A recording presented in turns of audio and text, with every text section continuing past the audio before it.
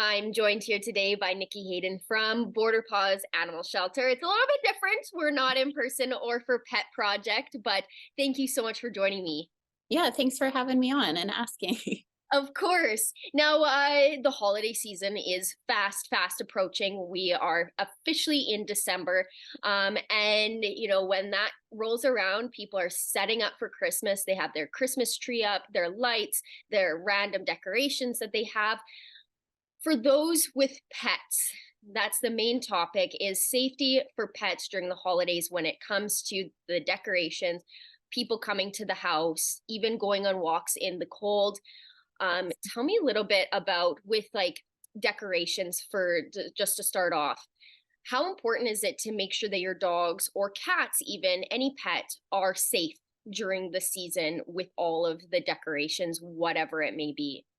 Yeah, so I mean, a lot of the time you'll find dogs or cats like to get involved, especially with the Christmas tree and those kinds of things. So it can be an issue. The biggest thing is going to be management. So often we can't train them to leave it alone. We can try, I always encourage people to have extra toys, especially for puppies and things that they can redirect to and encourage them to chew on, like a Kong or a rubber toy or something like that, or a tug toy.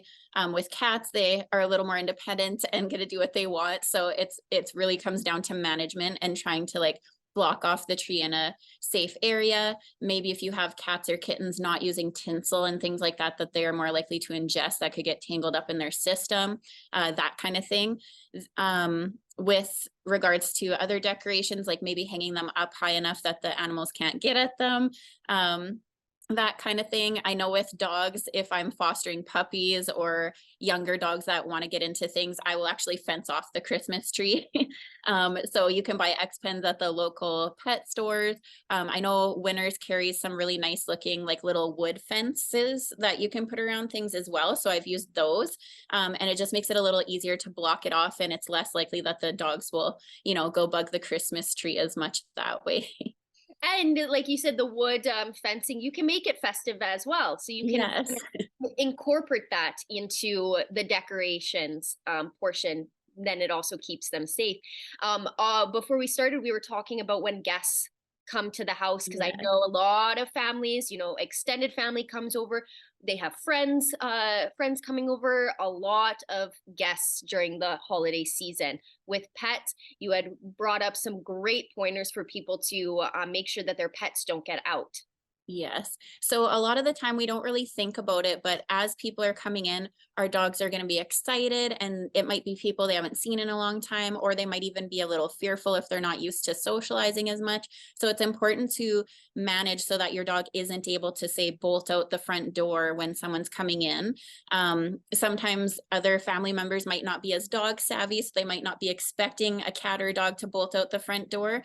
I personally, because I'm in a multi-dog household, I usually like to use baby gates or have it kind of fenced off in my entranceway. I'm in a split level home, so I've got a gate now installed at the top so that I can just close it and I don't have to worry about the dogs getting out. And then it makes it a little easier when people, especially like little kids and stuff, are coming in and it takes them a little longer. Then you're not worried about your animals bolting into the street. You can practice training too. I come from a training background, so I always encourage people to practice their dog on leash, waiting at the door until invited out or given a release word to go outside. And then, like I said, the management of using fencing or some kind of gate so that the animals can't get out. Or you might even consider using a kennel or putting your dog outside as someone's coming in if it's nice enough outside, just so that you're not worried about, your dog getting out into the street or something dangerous like that. Yes, for sure. Even just going back on the note about the leash, my family will leash our dogs because they are Yeah. small and they're still very young. We'll leash them on their harness and hold them until they're calmed down enough to approach the person that comes Yeah. in. And it's very effective. It Hmm. takes a while for the dogs to understand how, like, what's happening, but it can be quite effective if you do it like you Yeah. consistent, which is And I think good. I think a lot of the time people forget that they can put a leash on the dogs in the house, right? Because we're used to doing it when we go for walks, and it's really effective to be able to stop them, get them to go sit on a bed with the leash on and be calm as guests arrive, and then it's easier to, encourage those good manners from your dog too. Now, from a personal standpoint, when it comes to cleaning the dinner, and in the process, people will give their dogs scraps, just throw them a little bit of turkey here and there. But the cleaning up process, I had a dog, my childhood dog, she ate a turkey string when we were cleaning up, and none of us noticed until a few days later. And luckily, she was fine. She ended up throwing it up so it didn't get entangled in her, which could have been very, very bad. Yeah. So, what are some tips when it comes to cleaning? Because we didn't even have a thought in our head that that's something that could happen. Yeah, definitely. So I personally like to teach my dogs to stay out of the kitchen. So I teach them to go lay on a mat just outside of the kitchen so that they don't have access. Because I do have one dog that is, well, two actually, that are counter surfers, and if I'm not watching, they will try to steal off the counter. So I give them a spot to lay down. If you haven't worked on that with your dog, then again, a baby gate or fencing to keep them out of the kitchen area is helpful too. And then that way you're not worried as you're dishing up or when you're cleaning up, like you said. Then you have that management in place that it'll make it a little easier, and you're not tripping over dogs when you're carrying a turkey to the table or anything like that either. So that's definitely something to consider. And just a little bit of an extension on this, turkey bones. I know Yes. a lot of people will give their dogs bones that aren't like coming straight from the chicken or the turkey, but that's not really a good thing. So can you Mhm. explain why we shouldn't be giving our dogs the turkey leg or the bones that come with Yeah. it to chew on? So it's fine to give them some of the meat as long as your dog doesn't have allergies, obviously. But when it comes to bones, if you've got cooked bones, it's actually can be very brittle. So if the dog bites it, it's going to break into little shards and it can cause problems in their stomach. So usually you want to give raw bones or just visit one of the local pet stores and pick up something special for them for Christmas Day, so that they're getting a treat too, but it's more safe for them. But yeah, cooked bones are definitely not normally recommended unless it's been done in a specific way, which the pet stores would have on hand. So I don't recommend giving them the cooked turkey bones, but you can definitely share some turkey with your dog if you want. And finally, this is more for winter, less so the Mm. holidays. But just for when you take your dogs on walks in the cold, similar to taking them out in the hot summer on the hot concrete, how dangerous can it be if you're walking your dog out in the freezing cold with no really any protectant on them? What should they do when they take their dogs out for a walk during the winter? Yeah, so it really depends on the different dog breeds. If you've got a short coated dog or a dog that doesn't have the feathering between their toes, then you're going to want to be a lot more careful.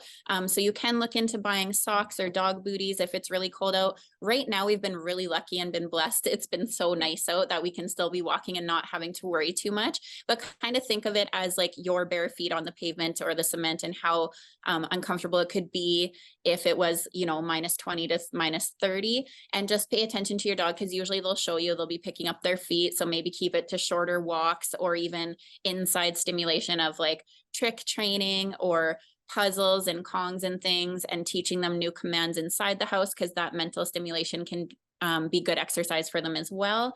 So look into that kind of stuff. And there's lots of like facilities in town too where you can exercise your dogs and do dock diving and weight pull or go to daycares and stuff too. So if your dog can't handle the cold, there are other options out there. Or if you want to walk them, just make sure that they can handle that cold, or look into buying the booties and stuff for them to keep them safe.